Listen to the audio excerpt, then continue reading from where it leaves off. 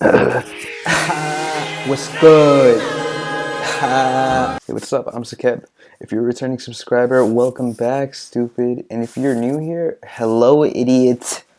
Had to make sure I got that through clear. It's currently 3 a.m. If you hear screaming in the background, my brother is playing Warzone like he's enlisted, but everybody else is sleeping, so I'm trying to keep quiet. As you can see, I'm in my beautiful, beautiful room. Check this out. That's a cat sticker on my wall. And that's not the only one. There are a bunch of them because I like cats. It's not my room, it's my sister's room, but I took over. Ever since I left for university, I haven't had my own room in this house. I've been sleeping in the office room, which has a bed in it for some reason. But shit, I'm graduating, so I'm back for good. And now this is my room. I'm graduating.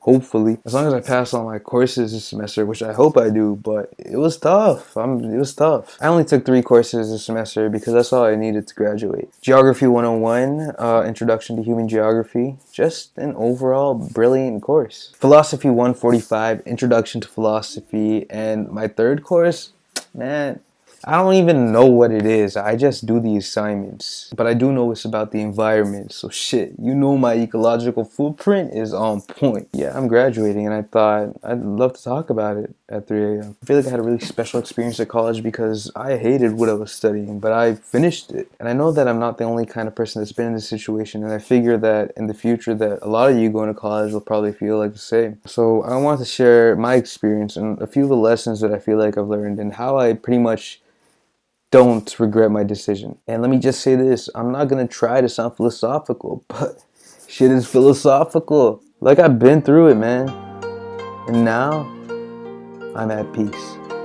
So let's get into it. First things first, let me give you a little bit of a background. I went to school in Toronto and I ended up studying math at the University of Waterloo. Growing up, I was decent with computers. That, along with the friends that I kept around and the fucking genius ass cousin that my parents would not shut the fuck up about. All that led me to believe that I too wanted to study computers. So I studied computer engineering and computer science at multiple schools, but I really wanted to go to the University of Waterloo. I don't know, I just knew it was a good school, and I'm kind of competitive. Like, I want to be at the highest level of anything that I'm competing in. And for me, I just built up this image of Waterloo in my head. And it is that to an extent, but really I realized, like, if you're passionate about something, you can make it work anywhere. I would say this to aspiring CS students who wish to work at big companies and things like that. If you have desires like that, you can make it work wherever you study. I will say bigger schools will have a bigger name, and Waterloo does have a really good co-op system, so it does give you a better advantage. But a lot of these opportunities you create for yourself. Like, if you have a good resume, no one's going to turn you down. All I'm really trying to say is I know when you're going to college, it's all like, oh, where the fuck do I go? Where you choose to go will definitely shape your college experience. Every experience is different. But in terms of jobs and things like that, like, you can create opportunities for yourself anywhere you go. Like, I'm definitely not the first to say that. Like, I've heard it a billion times, especially when I was applying. It didn't matter to me. I still wanted to go to the best school that I could go to. You might not realize it now, but in time, you'll realize. So yeah, I applied to computer science, computer engineering. I got into a few programs, but Waterloo deferred me. They deferred me from computer science to math, but they still offer the co-op program, which was what I was looking for.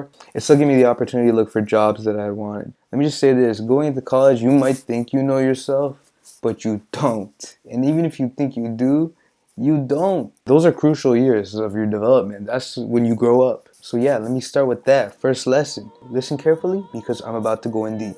Yo, you are not defined by your thoughts, but at the same time, you are.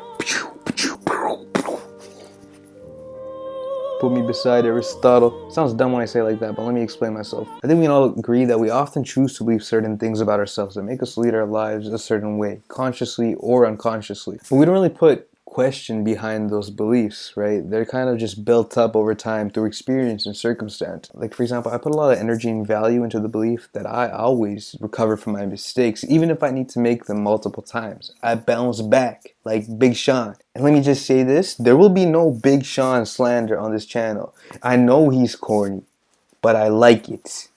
In the same way I've created that belief about myself, I have many other beliefs, and Ultimately, that's what the identity, the self is, right? So I think once I got to college and that identity started to break is when I started becoming more open-minded. And I'll get into that in a bit. I think it's beneficial to always be looking at yourself and ask yourself why you choose to make certain decisions. There are certain things about us, things that have happened to us that lead us to make certain decisions for a reason. And once you realize the reason behind those thoughts and where that energy is coming from, you can decide what to do with it. You can decide which mentalities are worth keeping around, which ones need to be dropped, or which ones could be challenged to be improved for the purpose of aligning with your goals and purposes. Personally, I found that I started realizing which decisions I made were influenced by fear and which ones were influenced by excuses. And I think the biggest thing there is just knowing that information. Yo, listen, information is knowledge, and with knowledge, you can make more informed decisions.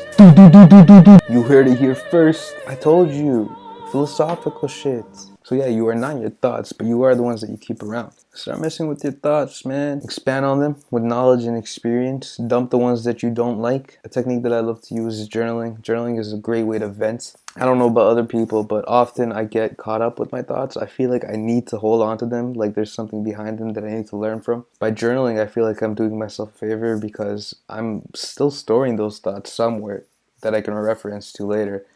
But I often find that I just needed to vent. Yeah, journaling is very important, also for self-analysis. If you're wondering why I'm wearing a different outfit right now, I felt like changing because I'm quirky like that. It's actually the next night. I got tired. I just realized I think my audio was recording through these before. I think I fixed it, but I don't care because I like holding this anyways. It's helped me find the mistakes in my actions and realize when things like pride and ego or simply lack of knowledge and experience have prevented me from making the best decision for myself. You might think you know yourself until you come across challenges. So become prepared.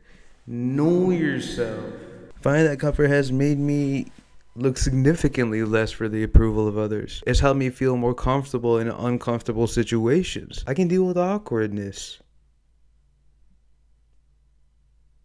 I can fight through cringe. When it comes to goals and purposes, it's helped me find confidence in making decisions that are not affected by discomfort. You gotta always look at the bigger picture. I'm not gonna let little cringe get in the way of me and Scarlett Johansson. Hello, Scarlett. But yeah, I think I made my point, so let's move on. Lesson 2, have several goals for yourself. Don't put all your eggs into one basket. That's just an important rule of life, because placing all your worth into one thing will make you unnecessarily suffer when you get defeated. And honestly, it's just a boring way to live.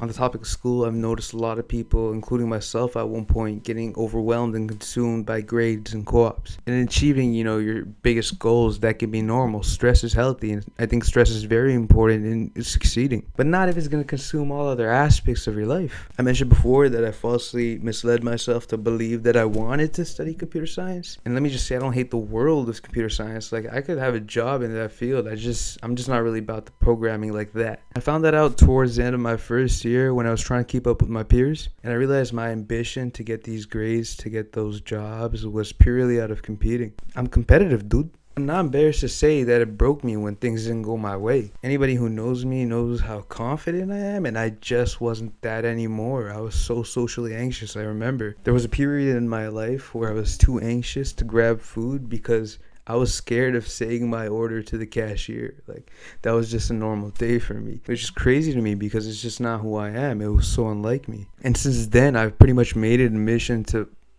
be the complete opposite of that. I forced myself to talk to people just to prove that I could do it. And honestly, because of the things that I put myself through and the tests that I've set for myself, I think I've made a significant amount of progress towards that goal. I can confidently say I have the confidence to be able to talk with most anybody, except for maybe Scarlett Johansson, because she is very pretty and I might get a little nervous. My point is, though, that everything I had once admired about myself suddenly diminished because my confidence wasn't reassured through the one thing that I valued the most. I had put all my eggs into one basket. Don't be doing that. Once I realized it, I flipped the switch. That's when I really started to appreciate my college experience, because I stopped focusing about what I was learning through academics and more what I was just learning from the college experience as a whole. I had put so much value into school, and in a slightly veiny way, I believe I'm more interesting than that, and I think most people are too. So I said, fuck the school part of school. I'm done with that. You shouldn't take me as an example. I was an extreme. Like this one time I took this stats course and I showed up to like 75 to 80% of the classes, but I had no idea what the hell was going on. I just sat there like, keep your graphs, man. Fuck your graphs, man. Like, I don't know. I cared enough to show up, but I just didn't care. Like they make me install this software on my computer. Nah, I don't got that storage. This is a 128 SSD. Chill. So yeah, overall my grades were bad. Bad, bad, bad. But even with shitty grades, I was able to present my valuable skills to employers. I got a decent job. I was able to create opportunity for myself in many ways. I started putting more time into YouTube on and off, playing basketball because you know I hoop. Here's a basketball just to prove it. See, for a very brief amount of time, I started a business, but that was a great experience for my development. And overall, I just really spent a lot of time bossing up my mentalities. I like to read books. That's a lie. I don't like to read books, but I started reading books. Here's the one I'm reading right now. Very slowly. It's pretty much about law of attraction, manifesting desire, things like that. And I got a few other ones that I bought too. I bought this book about Phil Knight, the CEO of Nike. I'm about to read that. I started spreading my eggs, man. And I got all kind of eggs. And now I'm incubating them. I'm incubating, bro. It's whatever it is. Find other things that keep you occupied in life. School is kind of a blessing because you get a little bit of everything. You got the academics, and then you're alternating the jobs, and at the same time you still have the social life of a student. But once you graduate, it's none of that. You're on your own, bud. I don't have to see some of you guys anymore. And real shit, I may never see some of you ever again. Be willing to try new things. Don't be scared. Keep yourself busy. Recently I started going to the gym. I think I made significant progress. Like, I like to show off a little bit on Instagram sometimes. Going to the gym has taught me discipline, time management, and it's given me a visual way of seeing my progress when I put in the work. And I believe that all that has created opportunity for me in other fields as well, and also in just how I generally carry myself. But incubating that egg has really done a lot for me. Don't keep your eggs in one basket. When I'm focused on my own eggs, I'm not concerned about what others are involved in. Like, your eggs are your eggs. I gotta incubate my shit. It's taught me how to be genuinely happy for other people when they succeed in their own goals, because your egg hatching doesn't mean my egg's not gonna hatch. Philosophical. Third lesson, last thing that I want to say is you can do whatever you want. People will often tell you what you can and can't do, including yourself. But their belief is not yours, and your belief does not have to be that either. Learn to think for yourself and don't rely entirely on the advice and beliefs of other people. And let me say, it's a very important skill to be able to listen. I will often move like I know less, even in situations where I might know better, because I don't want to miss out on anything. I don't have to be like the smartest guy in the room. I can realize when instead it might benefit me if I put it away. I don't have to chime in. So it's a very important skill to be able to listen, but it's meaningless if you just follow everything blindly. Sometimes you need opinions of others to help you make a decision, but ultimately it comes down to the decision that you make. When people tell you what you can or cannot do, they might have reason to their belief, but their reason is not your reason. So know your reason. Practice self-reliance, and even if you make mistakes, mistakes are valuable experience. I love to make mistakes. I personally believe the knowledge that comes from experience is the best kind of knowledge. Everything I've said is all in the same realm of things. Like, they're all connected. These are the kind of things that I personally really focused on when I was at college. And these are mentalities that I've built up over time. Like, only recently do I feel like I've come to terms with a lot of things. Like, I've hated my program for a while, but when people would ask me about it, I'd often be lost for words, or I'd pretend because the subject made me uncomfortable. Like, I don't know what I'm doing here.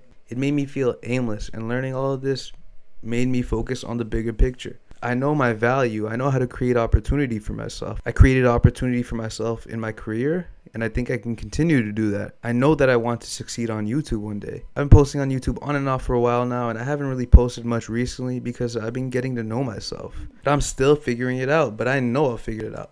The comfort I found in just building myself in these ways is priceless. Mentally, I'm pretty good right now, and I don't think it'll always be like that. I'm definitely bound to face challenges that I've never faced before. But my college experience has made me much more prepared and well equipped, and I know how to handle myself. And that's why I don't regret studying something that I didn't enjoy. On some Kanye West last call type of shit, let me say thank you to everybody that I met through college. Thank you to my roommates who carried me through the exams and the assignments. Shout out to Alex and Patrick, my first year roommates. Alex is the genius international Chinese student. He's probably the guy to do mental math in his head while he's taking a shit.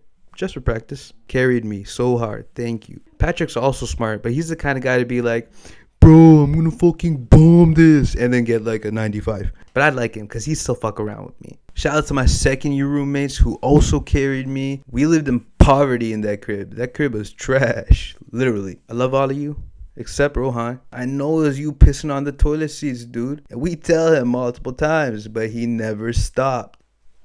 What's your problem, dude? I was not really tight with any of my roommates after those ones, but there was this one dude who mined Bitcoin in our apartment. That was pretty cool. So thank you to the good roommates. Thank you to the shitty ones too. Thank you to the landlords and sublets who have tested my patience. Thank you to the friends who have always held me accountable. Thank you to the friends who I grew apart from. Thank you to the ones who broke my trust. Actually, nah, fuck that. Fuck you. But to everybody else, thank you. I'm off.